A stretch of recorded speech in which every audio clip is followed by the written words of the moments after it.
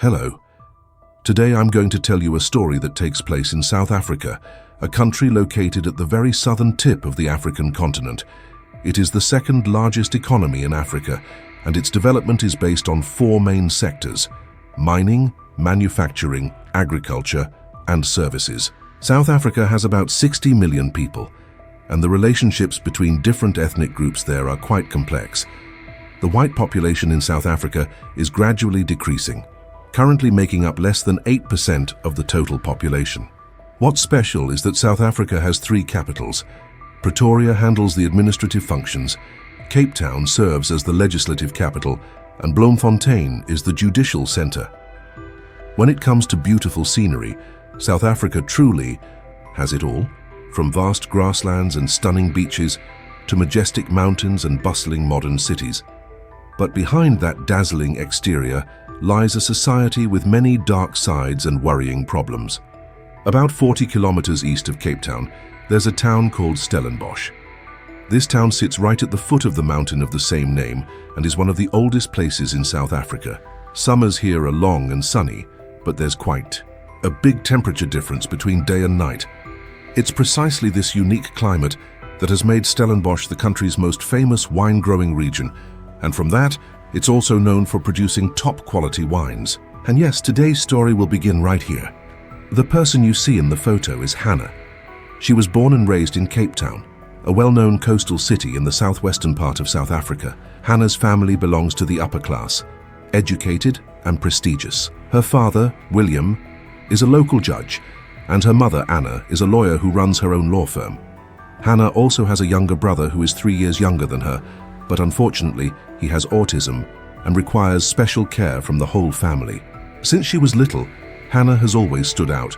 She's smart, quick-witted, and excels in school. She plays the piano beautifully and even knows how to act, truly someone with both talent and looks. But if you had to pick her most outstanding quality, it would probably be her kind heart and how much she cares about others. Before her 16th birthday, Hannah's parents planned to throw her a big, extravagant party, but Hannah didn't want that. After thinking it over carefully, she decided to decline their idea because she wanted to use that money to help poor children who didn't even have enough to eat. Her parents weren't upset at all. In fact, they fully supported her. So Hannah used her birthday money to buy food and essential items to give to needy kids in the area. From then on, every birthday, Hannah saved her allowance to do good deeds as a habit. In 2015, Hannah was admitted to Stellenbosch University, one of the most prestigious and oldest universities in South Africa. The campus is located north of Stellenbosch town centre, about 40 kilometers from her home in Cape Town.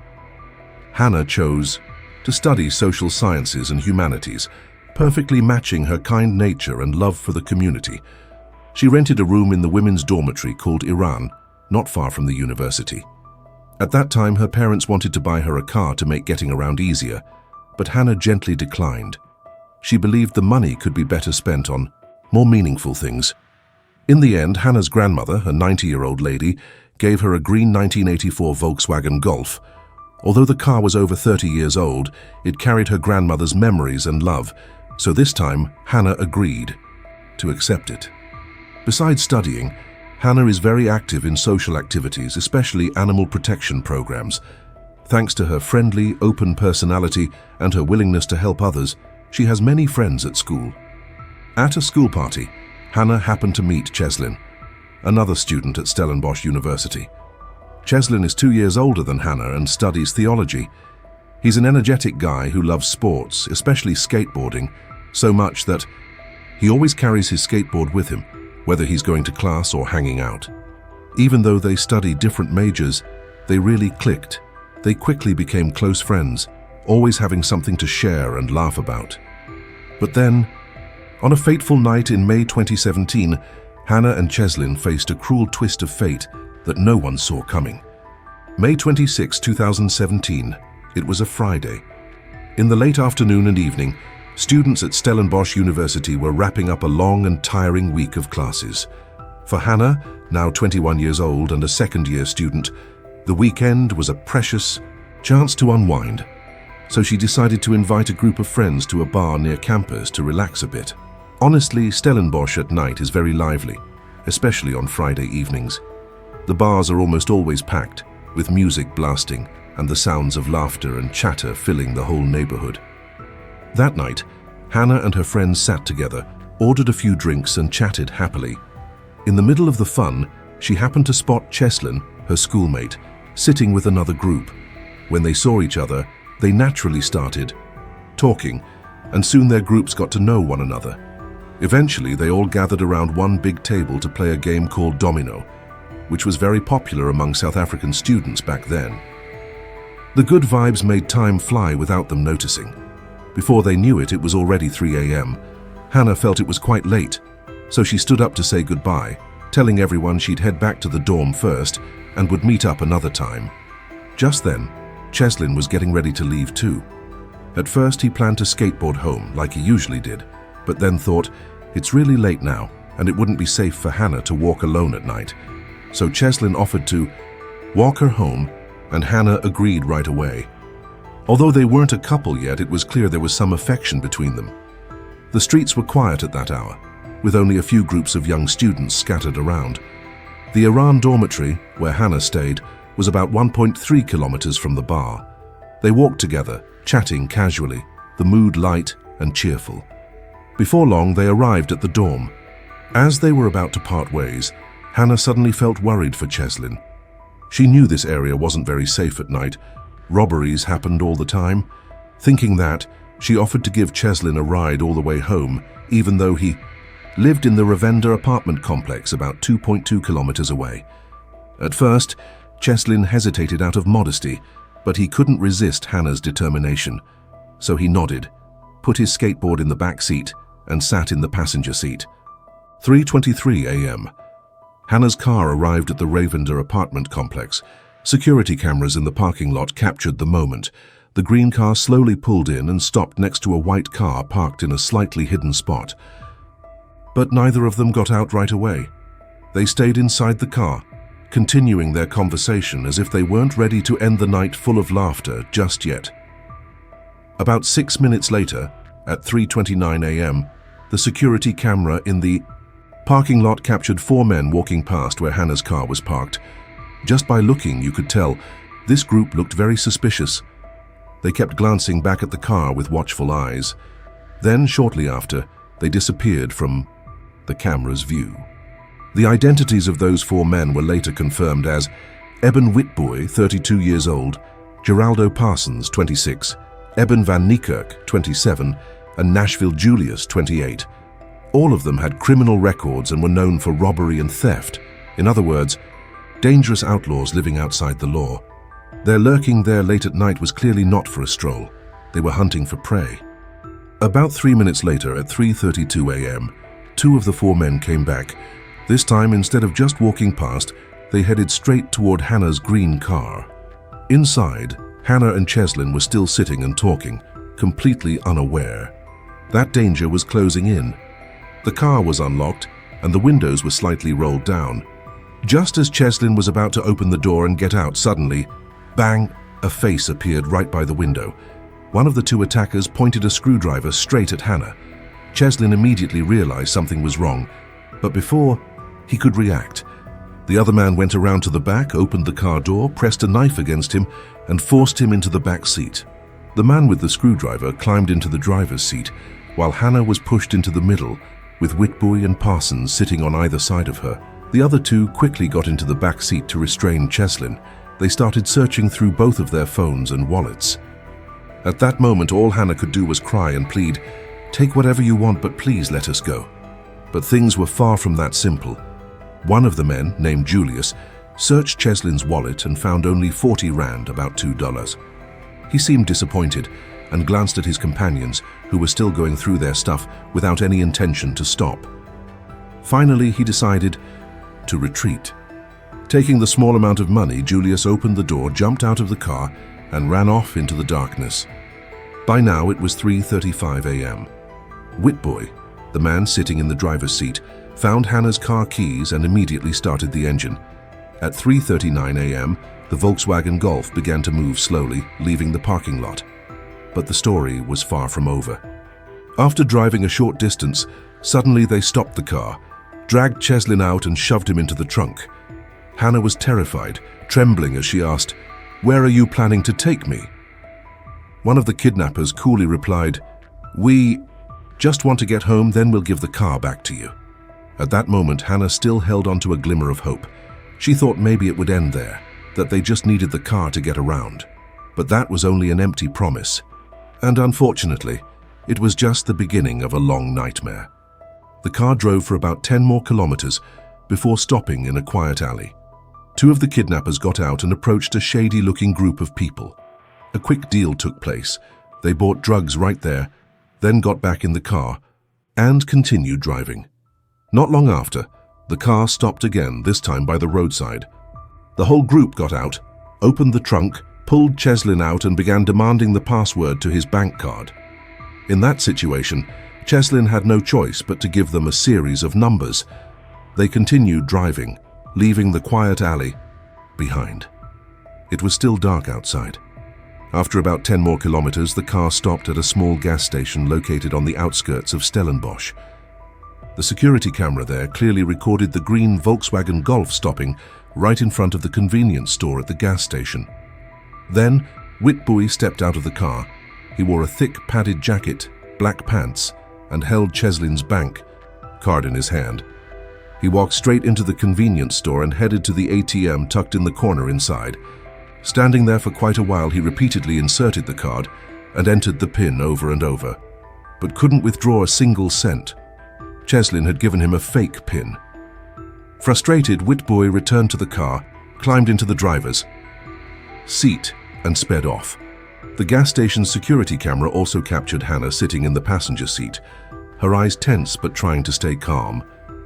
The car kept rolling, this time heading straight to the Kraaifontein area, about 15 kilometers away. There, the kidnappers pulled into a remote spot, bought more drugs, and got involved in some shady deals. No one knows exactly what. The easy atmosphere grew more and more dangerous. Throughout that entire time, Cheslin was tightly locked inside the trunk. He was nearly driven mad by panic, repeatedly banging hard on the trunk lid, hoping someone would hear him. Outside, Hannah remained quiet. She didn't scream or cry, but her eyes told the whole story. The noise coming from the trunk gradually irritated the kidnappers. Around 5:30 a.m., the car stopped at an empty, deserted lot in the outskirts of Kraaifontein. Hannah, feeling anxious, asked, "Why are we stopping here? What do you want to do?" One of them replied nonchalantly, "Just to smoke and take a break, that's all." After saying that, Witbooi and Parsons opened the trunk. They grabbed Cheslin and dragged him out like a heavy sack. They pulled him toward the back of the empty lot, where there were no cameras and no witnesses. Cheslin struggled to fight back, but he was completely exhausted. As he was pushed roughly to the ground, he looked up at the two kidnappers, their eyes filled with pure hatred. "You think you're smart, huh? Dare to give us a fake password?" one of them snarled. Without another word, they grabbed a large rock from the roadside and smashed it right into Cheslin's head. Around 10 a.m. that same day, in a small house in Kraaifontein, a middle-aged couple was sitting in their living room watching TV when suddenly they heard desperate cries from outside. "Help me, please." They hurried to the window and were shocked to see a young man covered in blood, his face badly disfigured, standing at their gate, staggering as if he was about to fall. At first, the couple thought he was involved in a gang fight that had just taken place, so they hesitated and called out, "You should go, no help can be given here." But the young man remained standing there, weakly uttering each word. "Please, call the police, there's a girl still being held captive." That young man was Cheslin himself. Despite his severe head injury and blood pouring down, by some incredible strength he was still alive. He struggled to drag himself forward, step by step, seeking help. This time, the panic in his eyes made the couple realize this was not just a simple fight. Something very serious was happening. They immediately called the police. Shortly after, an ambulance arrived and took Cheslin to the hospital. The examination results showed that he had a broken arm, severe brain trauma, and most sadly, permanent deafness in his left ear. In a weak but conscious state, Cheslin recounted everything to the police, from the car, the robbers, the time, the place, and pleaded with them, please, and save Hannah, and she's still in their hands." But tragically, while Cheslin was struggling to call for help, another horrifying truth was revealed. Just over an hour earlier, in a quiet vineyard, on the outskirts of Stellenbosch, a gardener discovered the lifeless body of a young woman lying in an open field. He immediately called the police. When the authorities arrived at the scene, they were shocked by what they saw. The young woman had been beaten so severely that she was unrecognizable to the naked eye. Her arms and legs were covered in bruises. Her head had suffered serious trauma from heavy blows. 2 deep stab wounds were visible on her neck, and most painfully, there were signs of sexual assault. At that time, the police did not yet know the victim's identity. But when they heard that Cheslin had just been found in critical condition and mentioned a girl named Hannah, they immediately sent DNA samples for testing. The result was something no one wanted to hear. The unfortunate victim was Hannah, 21 years old. Her brutal and savage rape and murder had taken place. But after killing Hannah, the criminals didn't stop there. Around 8:30 a.m., just a few dozen minutes after abandoning Hannah's body in the vineyard, the Volkswagen Golf reappeared in Kraaifontein. This time, the gang targeted a 32-year-old female worker walking to her job. The car blocked her path. Whitboy and Parsons jumped out, pushed the woman down, snatched her phone, wallet, and bank cards, then sped off as if nothing had happened. They wandered around for a few more hours. Near noon, they drove to the town of Kills River, about 9 kilometers south of Kraaifontein. There, they struck again, even more brazen this time. They forced another woman into the car and took her hostage. PM. Surveillance cameras at a gas station in Brackenfell captured a familiar sight: the blue Volkswagen Golf pulling in, with a woman huddled in the back seat, visibly terrified. Whitboy, the ringleader, stepped out of the car. This time, he was wearing beige pants instead of the black ones he had on earlier. Clearly, he was trying to disguise himself and cover his tracks. He walked straight into the convenience store and inserted the stolen bank card into the ATM. This time, the PIN was correct. He managed to withdraw 3,000 rand, roughly equivalent to 4.1 million Vietnamese dong. With the cash in hand, Whitboy walked back to the car, a cold smile on his face. He and his accomplices drove off from the gas station, leaving the woman behind on a deserted rural road. She was lucky because she had given them the correct PIN. Not long after, the 3 robbers returned to the Stellenbosch area. They split the 3,000 rand among themselves, each getting a share. Eben took his 1,000 rand, jumped out of the car and separated from the group. The other 2, Whitboy and Parsons, continued driving the Volkswagen, planning to sell the car and make their escape. But by this time, the car's license plate had already been flagged in a nationwide alert. At 1:30 p.m., an undercover police officer patrolling near a winery in Stellenbosch happened to spot a blue Volkswagen. It was Hannah's car. There were 2 people inside. The officer didn't make a move right away. Instead, he quietly tailed the vehicle while radioing headquarters for backup. Just a few minutes later, another police vehicle arrived, and the high-stakes chase began. Realizing they were being followed, the suspects floored the gas and tried to flee. Like something out of an action movie, the pursuit tore through rural roads and farmlands, lasting for over 30 intense minutes. Eventually, the Volkswagen was cornered near the entrance of a farm. With no way out, the suspects made a desperate move. They drove the car straight through the gate, trying to escape on foot inside the property. Security cameras at the farm entrance captured the entire chaotic scene. Leading the charge was an undercover officer, a man in a blue jacket and black pants. Determined to bring the fugitives down, the 2 suspects flung open the car doors and scattered in different directions. One of them even risked jumping into a nearby river in a desperate attempt to escape, but it was all in vain. Both men were ultimately captured, bringing an end to a horrifying spree of violence and crime, all within the span of just a few hours. After their arrest, Whitboy and Parsons were quickly taken in for interrogation. Faced with overwhelming evidence, both men confessed without resistance, and even went so far as to name their 2 remaining accomplices, Eben and Julius. That same evening, police launched a coordinated operation. Eben and Julius were arrested later that night.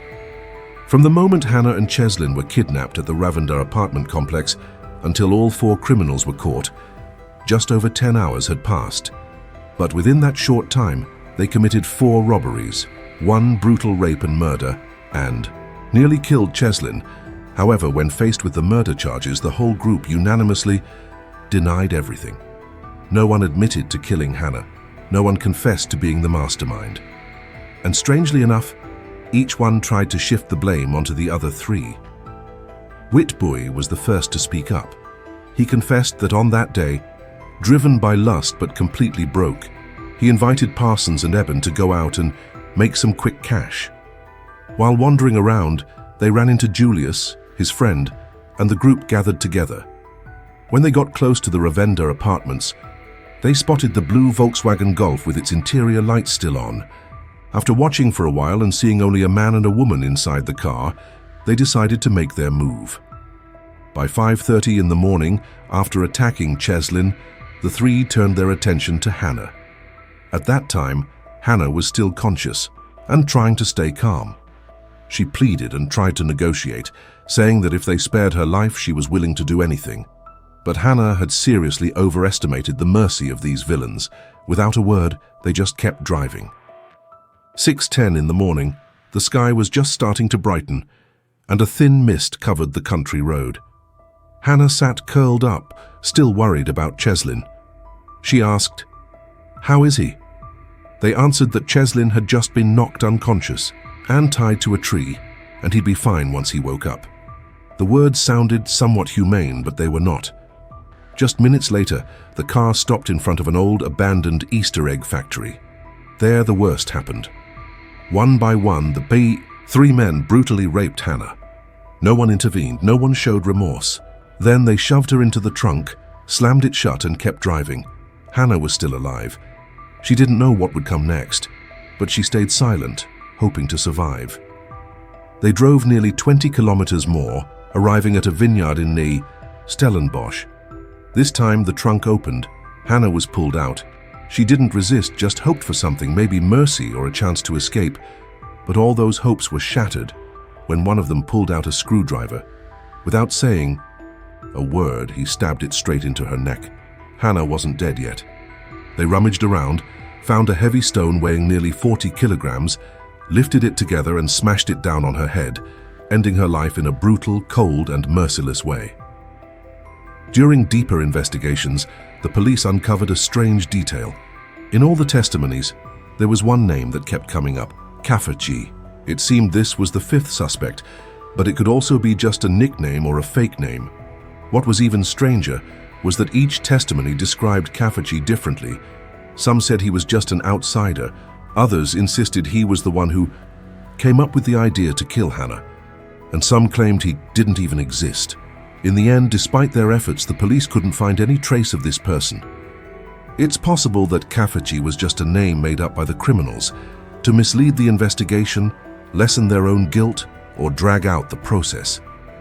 1 year after that fateful day, the case went to trial at the High Court of the Western Cape region in South Africa. All 4 defendants, Witbooi, Parsons, Eben and Julius, were charged with murder, along with a series of other serious crimes. This case shook the entire nation. Step by step, as the investigation unfolded and each horrifying detail came to light, public outrage soared to its peak. The trial became the center of attention, closely followed by thousands of people. Newspapers, TV channels and social media all focused on one burning question: would justice be served? At the court, the prosecution presented a series of evidence. Surveillance footage from the parking lot, the gas station, and the convenience store. Every step of their journey was captured on camera. And especially chilling was the 38 kg stone used to kill Hannah, a gruesome piece of evidence that couldn't be denied. But what shocked everyone even more than the crime itself was the cold, indifferent attitude of the perpetrators. Throughout the trial, none of the 4 defendants showed any remorse. They laughed and chatted happily, even expressing affection for their girlfriends sitting below, as if they were watching a dull play rather than being on trial for a brutal murder. The only thing that made people hesitate slightly was that Eben had secretly written a letter to Hannah's parents. begging for forgiveness. But strangely, when he stood before the judge, he showed no signs of regret, no tears, no apologies, nothing at all. After several days of trial, Judge Samelan Ndlovu delivered a firm verdict. None of the 4 defendants have shown any sign of remorse. Their attitude is a blatant provocation towards the victim, the victim's family, and society as a whole.